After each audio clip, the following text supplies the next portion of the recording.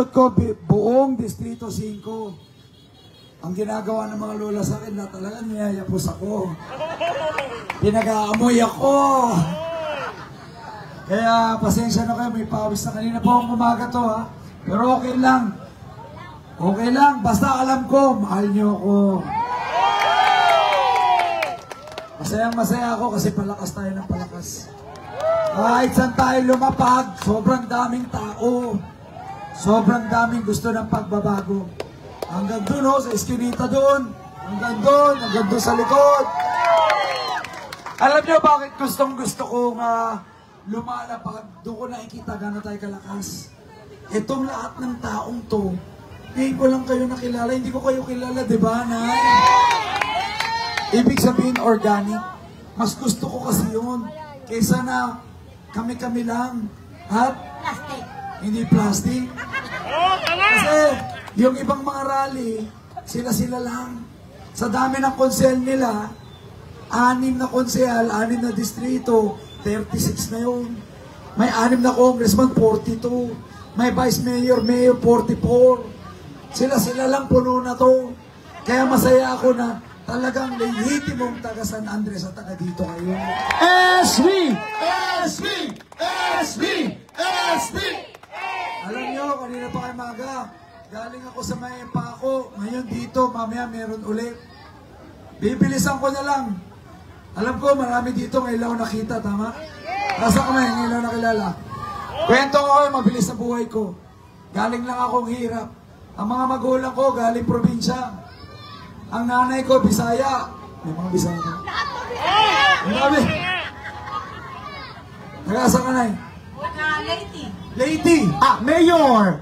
Alam mo, narinig ko kasi yung Leyte. Masarap tumira dyan. Bakit? Mura ang kuryente, ang luti, at spaghetti. Tapos tignan mo si ate, malambing, kasi mahilig siya kumain ng tsokolate. Tama, te? Nanay ko, Bisaya. Taga Surigao del Sur kami. Kaya minsan, ang tawag ng nanay ko sa akin, hindi SB, ISB. Tawa si nanay. Eagle. Eagle. Ano yun? Bisaya. Ano yung eagle? Ibon! Eagle. Ngayon naman eh. Ginugulo ko. O tapos yung tatay ko, Ilocano. May Ilocano ba rito? Wayne Manawang, taga-asan eh. Ilocos, ganyan. Ako po taga Isabela kami. Galing probinsya mga magulang ko, lumuwas sa Maynila, walang-wala. Pero napag-aral nila ako. Ginapang nila pag-aral ko. Hindi ko sila pineya. I graduated top of my class, valedictorian. Wow! May kwento ko. Ito pinagwento. Alam niyo yun, dati nung bata ako, patalinuan, nanalo ko sa Battle of the Brains. Wow! Sa TV yun ha, buong Pilipinas. Kaya naging scholar naman ako sa UP Diliman. Wow! Alam niyo yung UP? #1 university yan sa Pilipinas. I'm a licensed civil engineer. I am a CEO and president of different companies. Pati international, alam niyo yung Maserati? Ako yung presidente at may-ari niya sa Pilipinas. Alam niyo yung Lux White? Ako rin may-ari niya. Pati front row at iba't iba pa. Yaman ba? Hindi ko yung pinagyayabang. Kinikwento ko lang yung buhay ko. Galing ako sa wala. Baka kasi iniisip nyo, ngayon lang ako umusbong at bakasan na nakuha. Hindi galing gobyerno yan. Dugo at pawis ko yan. Pinag-aralan ko yan. Pinaghirapan ko. Nag-OFW pa ako ibang bansa. Ngayon nakikita nyo yung music video, Mala SP ni Floji. Nakita nyo yung vlog ni Julius Babaw, yung bahay ko. Isa yun sa mga bahay ko po. Pero, ang hindi nyo nakita, kung paano ko pinaghirapan yun ng 20 taon. Hindi sa gobyerno ha. Umasenso na ho ako bago akong yun tumakbo. Hindi katulad ng iba. Mahirap tapos nung nag-gobyerno ngayon. Mayaman na. Yun ang kaibahan ko. Tinatanong nyo ano kaibahan ko? Nag-aral ako na mabuti. Valedictorian, Battle of the Brains, UP. May ganun ba sa iba? Yumaman bago nagpolitika, ganun din ba sila? Pero ngayon mayaman na. Kayo kasi, boto kayo ng boto yun, mayaman. Ano, nanay? Ngayong ka lang kasi ito ba? Alam nyo, kwentuhan ko kayo ng real talk. Wala akong balak maging mayor. Hindi ko pangarap maging mayor, tay. Maayos ang buhay ko. Pero, sa dami ng humingi sa akin tulong, lalo na po yung mga lolo't lola ko, humingi ng panggamot, pang-hospital, pangkain. Pinakamahirap na lugar sa Maynila, sa Metro Manila ang Maynila. Pinag-iwanan na ho tayo.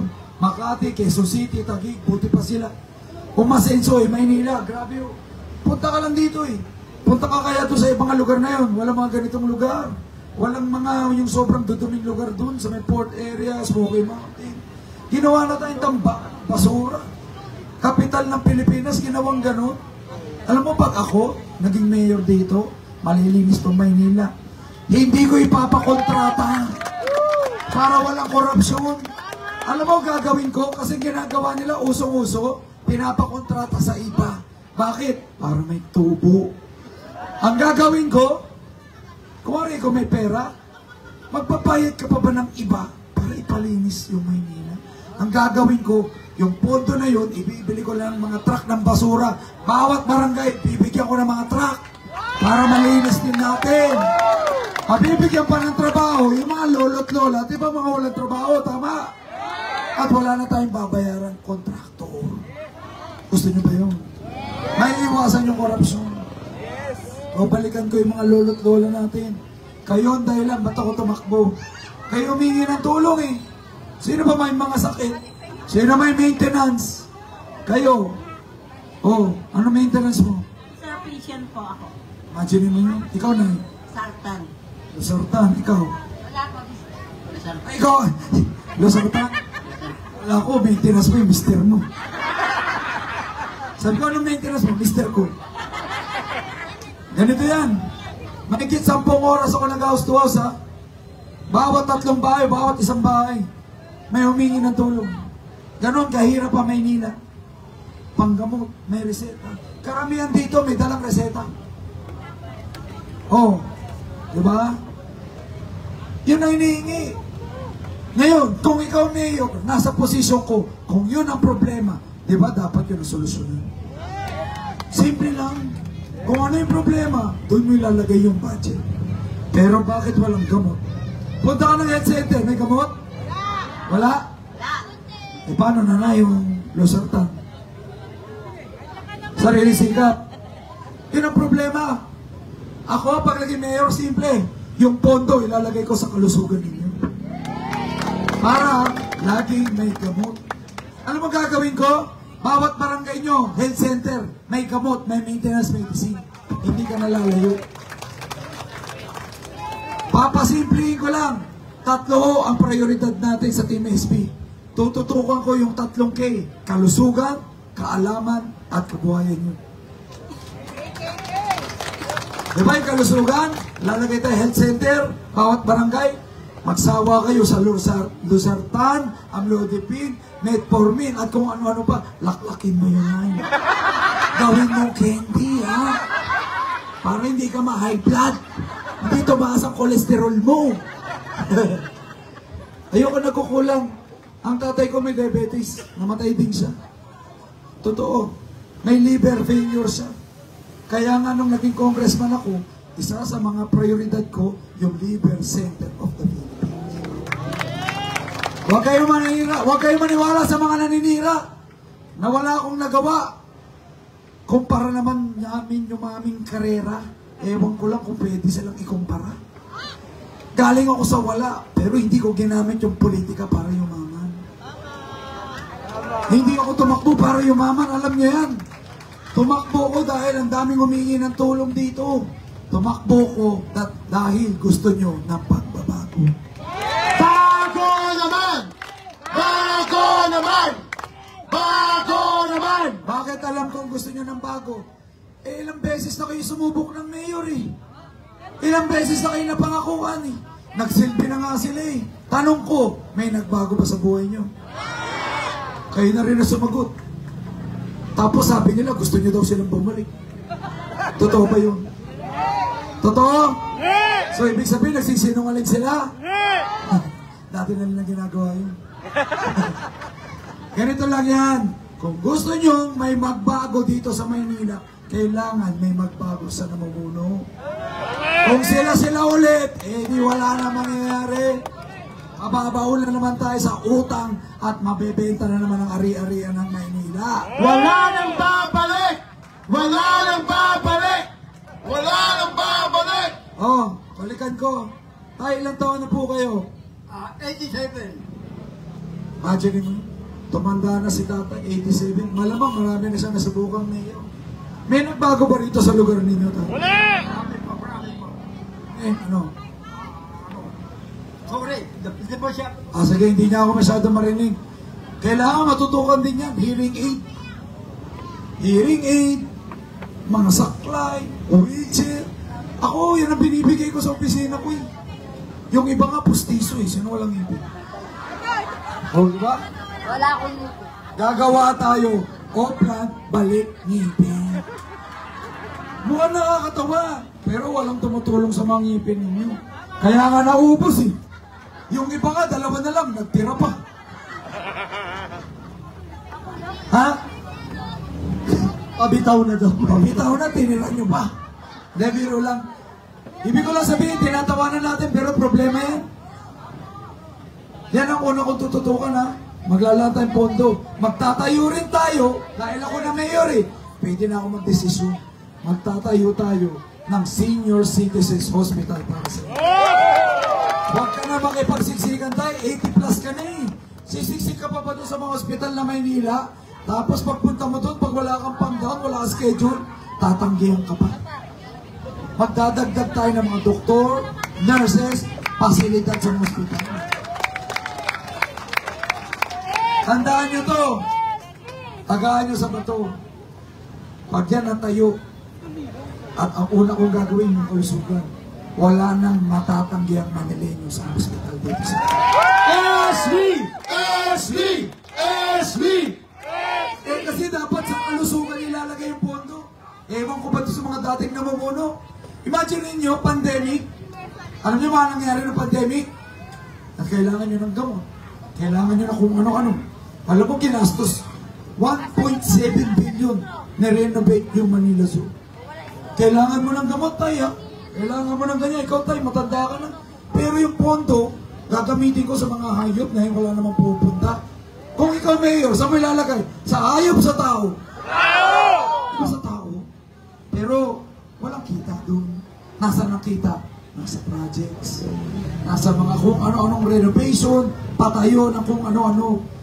Pag tayo nabigyan ng pagkakataon, tatanggalin natin yung mga kurakot na yan. Lilinisin natin ang Maynila. Hindi lang mga kalye ng Maynila lilinisin natin, pati City Hall. Punta ka na Manila Zoo, sabi, nag-renovate sila, pero wala, ang lungkot-lungkot, walang hayop. Walang buhaya, walang ahas. Nasaan yung mga buhaya? Nasa labas. Nasaan? Nasa City Hall. Di ako nagsabi niyan. Binuhay kasi nila. Buti pa sila yumaman. Paano kayo? Anong nangyari sa inyo? Nga, kain, bubog, kaya naubos yung ipin. Ano? Naubos ang ngipin. Nakakatawa, no? Pero alam nyo, kung di nyo siseryosohin yung eleksyon na to, ganun ulit mangyayari. Usong-uso ang vote buying. 1,000, 2,000, 3,000. May iba rito nabigyan. 1,000, tapos 5 kilong bigas. Yung iba 10 kilo. May nabigyan na ba? Ha? Sabihin nyo yung totoo kasi galing mo sa kabilang barangay. May nabigyan na. Meron. Meron? Meron? Ano na? 1,000 tsaka bigas. Oh, di ba? Hindi ko sasabihin, hindi ko natatanong kung sino. Pero nagbigay na, di ba? Pinapaalala ko lang yan, baka magkamali na naman kayo. Kasi, mga kababayan ko, minsan ko lang iaalay sarili ko.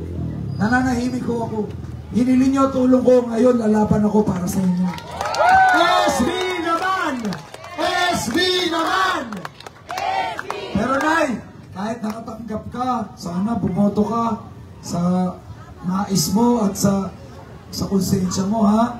Opo, SB pa rin. Kahit binigyan ka, SB ka? Kilala, SB. Salamat.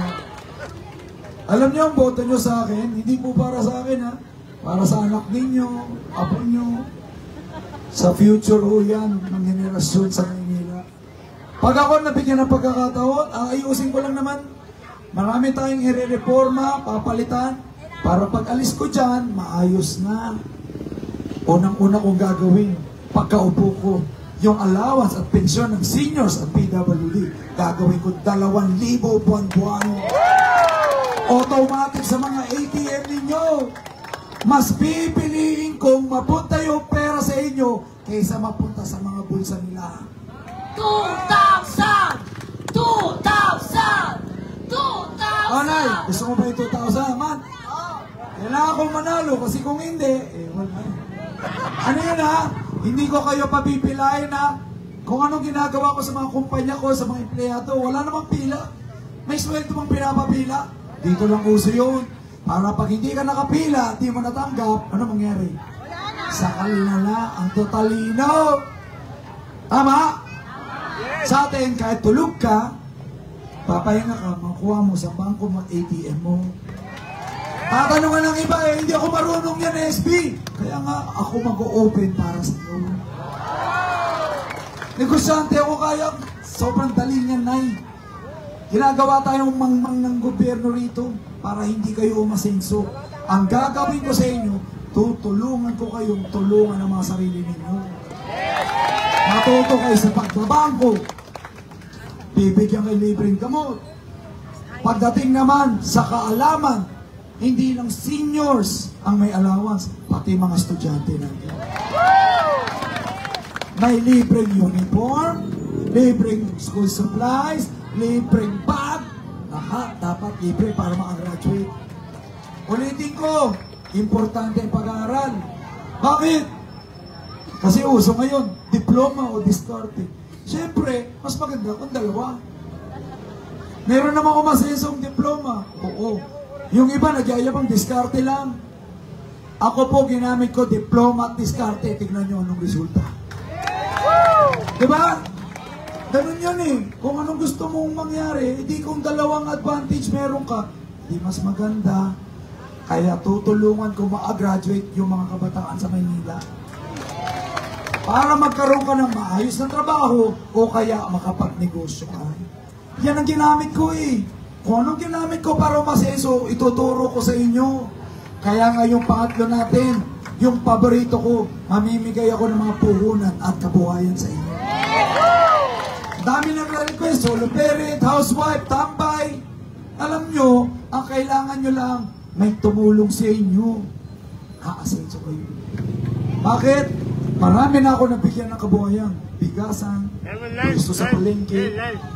Ha? Nabigyan ka na eh? Ay, hindi pa. Alam ko nabigyan.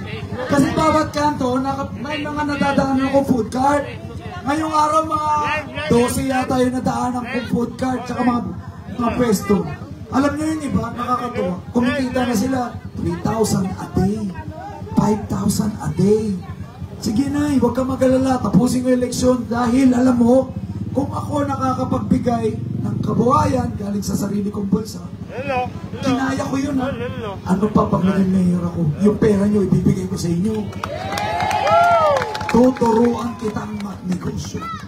Kasi yung ibang tambay, akala ko tamad.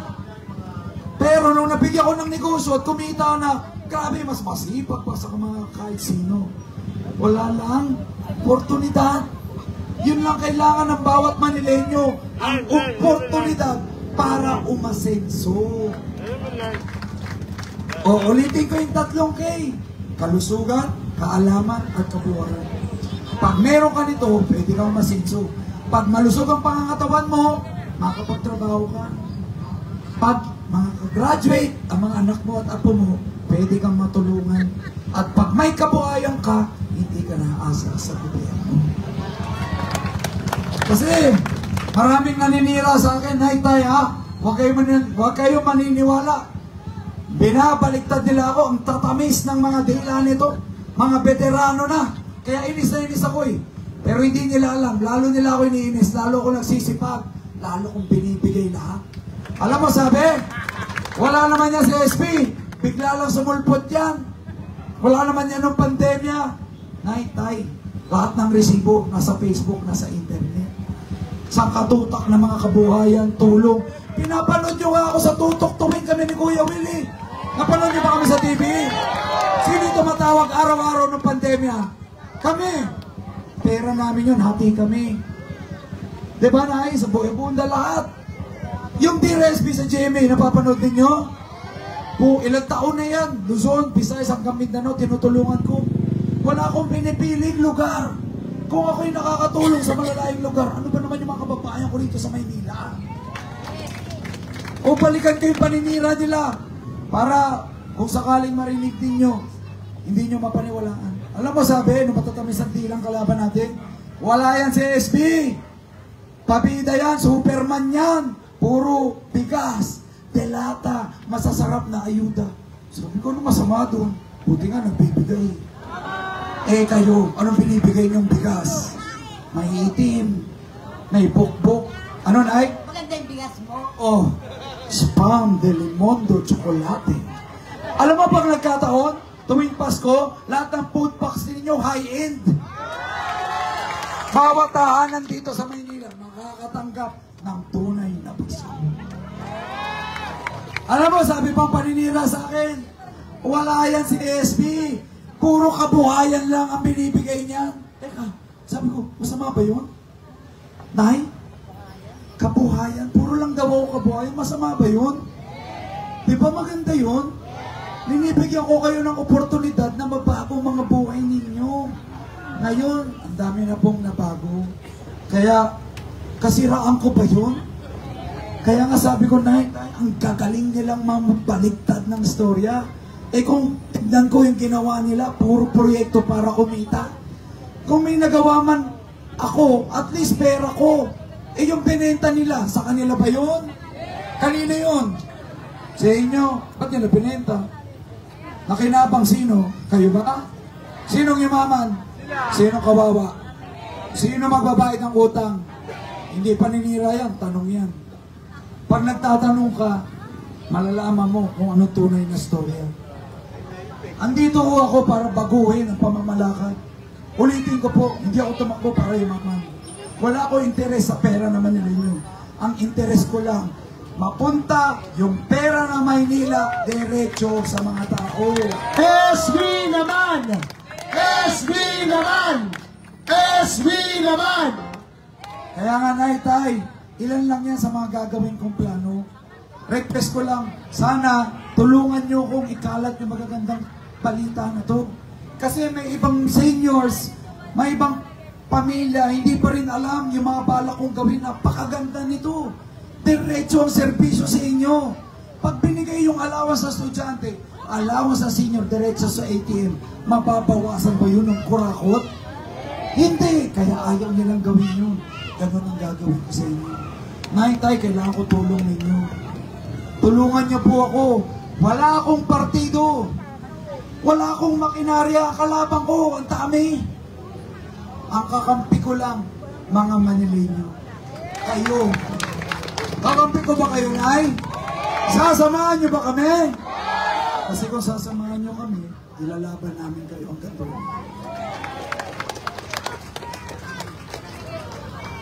Kaya ang pakiusap ko, kung naman ang mga narinig ninyo, pakikalat ninyo. Kailangan ko lahat ng Marites at Marisolsol dito. Pakikalat. Okay lang ba? Mahirap ang ginagawa ko, Nay. Sabi ng iba, ba't ngayon ka lang dumating dito sa barangay namin? Nakagalit. Alam niyo, isang taon na ako kumikot. Actually, ilang taon na kasi tumutulong ako dito eh. Pero, sinasabi, ba't ngayon ka lang dumating? 896 barangay. Ilan lang ang araw sa isang taon? 365. Paano ko kayo lahat dadalawin? Follow niyo po ako sa Facebook ko. Sino nakapollow sa Facebook ko? Sam SP Versosa. Para malaman ninyo, simula umaga, tanghali, gabi, hanggang madaling araw, nasa kali tayo tumutulong. naghahatid na magagandang mensahe ng pag-asa at pagbabago. Ulitin ko, mag-isa lang ako. Buti na lang, may tumutulong sa akin mga konsehal dito sa distrito ninyo. Kung ano man ang suporta nyo sa akin, okay lang ba? Isama nyo na sila sa listahan nyo. Anim naman yan. Pinagbigyan nyo na yung ibang konsehal. Wala rin naman natulong. Pakilala ko lang yung konsehal ko ha. Sana suportahan ninyo. Sa pangunguna ng ating abogada, Attorney Konsehal Sonia Tamundong. Pangalawa, Chairman, naku'y panalo na natin to. Chairman at magiging konsehal, Ariel Dakis.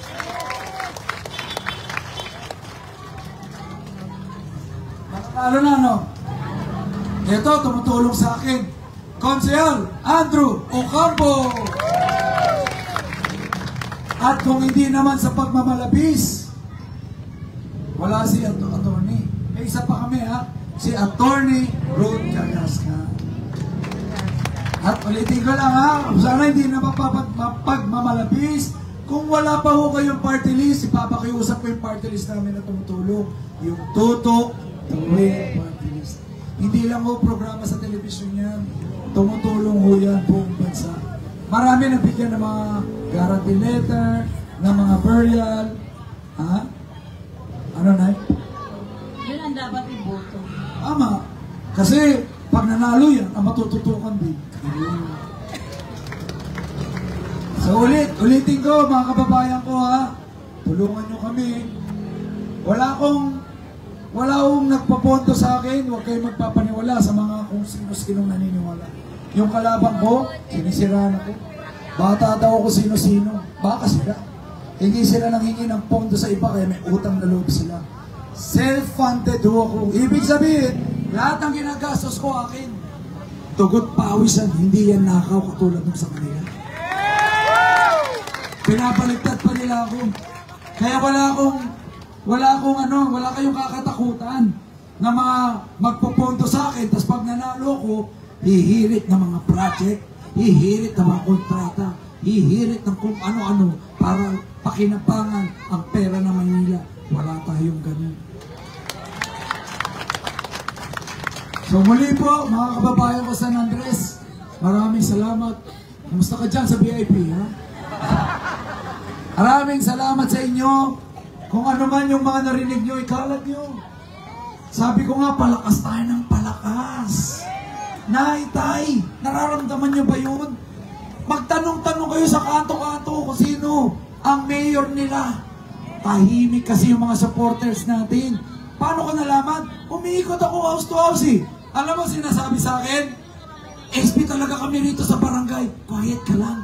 Marami kasing kontrabida rito eh. Nakakarinig kayo? Sasabihin, baka malaman ni chairman, baka malaman ni kagawad. Quiet ka lang, pag-iinitan kami. Baka hindi mabigay yung bigas, baka hindi mabigay yung 1,000. Pero lahat kami rito, SB! SB! SB! SB! Oh, nakarelate kayo daw.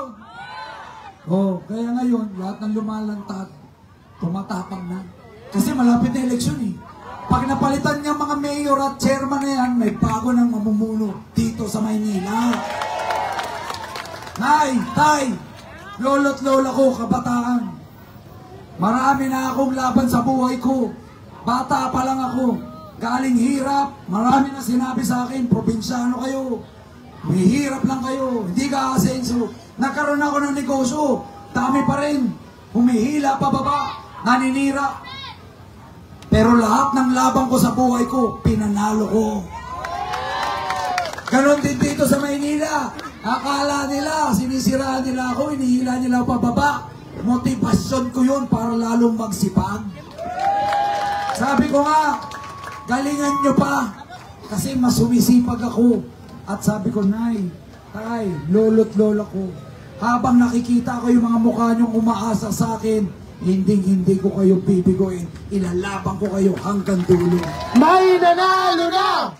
May nanalo na!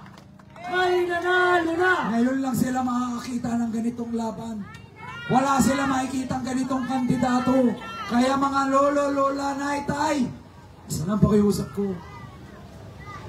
Hindi ko na po ito ulitin. Minsan ko lang iaalay sarili ko sa Maynila. Huwag niyo pong sayangin na yun. Yun lang pakiusap ko. Yun lang po. Huwag nating sayangin. May pagkakataon tayo. Mabago ang Maynila. Huwag nating sayangin. Yun lang po. Maraming salamat. SB! SB! SB! SB! Bago ako magtapos, souvenir muna, picture taking muna, tayo lang. Tayo po ay magsitayo lahat. Ang lahat sa mga kamay.